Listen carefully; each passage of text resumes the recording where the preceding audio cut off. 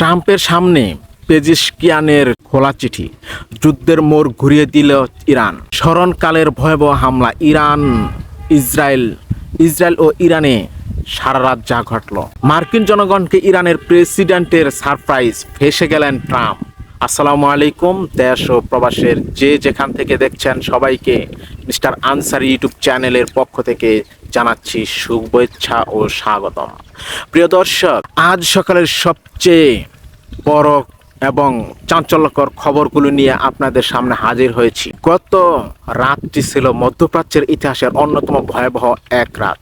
একদিকে ইরান ও হিজবুল্লাহর মুহুর্মুহুর হামলা, অন্যদিকে আমেরিকা ও ইসরায়েলের যৌথ কাউন্টার অ্যাটাক। তেহরান ও ইস্পাহান সহ ইরানের গুরুত্বপূর্ণ শহরগুলোতে স্মরণকালের ভয়াবহ বোমা বর্ষণ করেছে মার্কিন ও ইসরায়েলি বাহিনী। প্রত্যক্ষদর্শীদের মতে হামলার তীব্রতা এতটাই ছিল যে মনে হচ্ছিল পুরো শহর ধোঁয়ায় ঢেকে গেছে। আমেরিকা দাবি করছে তারা ইরানের বড় বড় অস্ত্র দ্বীপও ধ্বংস করেছে। ইরানের পাল্টা আঘাত ও ইসরায়েলের অবস্থা, তবে ইরানও হাত গুটিয়ে বসে নেই। ইরানের পক্ষ থেকে দাবি করা হয়েছে তারা এ যাবৎকালের সবচেয়ে বড় মিসাইল হামলাটি চালিয়েছে দখলদার ইসরায়েলিদের উপর।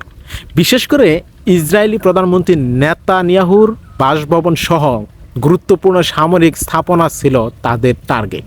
তাদের গণমাধ্যম বলছে সারা রাত ইসরায়েলের আকাশ জুড়ে ছিল ড্রোন আর মিসাইলের গর্জন শোনা গেছে।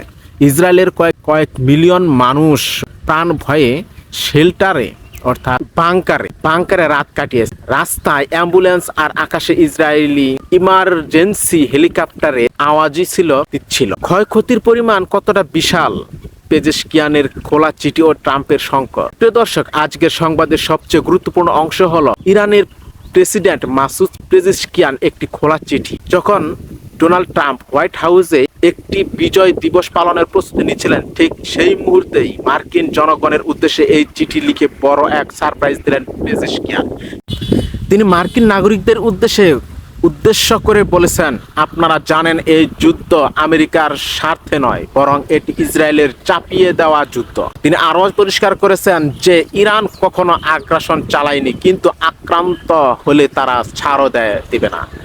এই চিঠির মাধ্যমে ট্রাম্পের যুদ্ধের বৈধতা প্রচারের সুযোগ এক প্রকার শেষ করে দিলেন তিনি।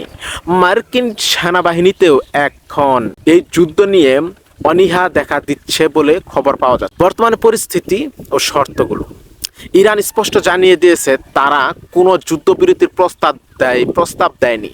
হরমুজ প্রণালী বন্ধ করে দেওয়া হয়েছে এবং শর্ত না মানা পর্যন্ত তা খোলা হবে না। ট্রাম্প এখন চাচ্ছেন ফেস সেভিং বা কোনোভাবে একটি সম্মানজনক সমাধান নিয়ে যুদ্ধ থেকে বের হতে, কারণ সামনেই তার নির্বাচন ও আইনি জটিলতা। কিন্তু ইরান বলছে যুদ্ধ যেহেতু আমেরিকা শুরু করেছে, সমাপ্তিও তাদেরই করতে হবে।